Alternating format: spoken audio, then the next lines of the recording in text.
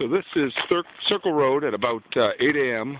on October 30th, 2011, after a tremendous early season snow ice storm.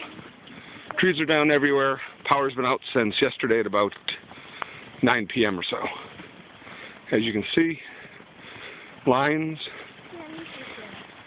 Hopefully everything's off still. We're just going to walk across this line. We're not going to touch it. We're just going to walk across it. And we're going to see the trees that are down right here. Tremendous trees down.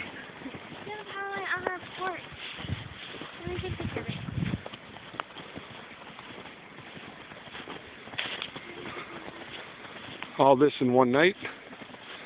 The cracking of trees coming down was just incredible.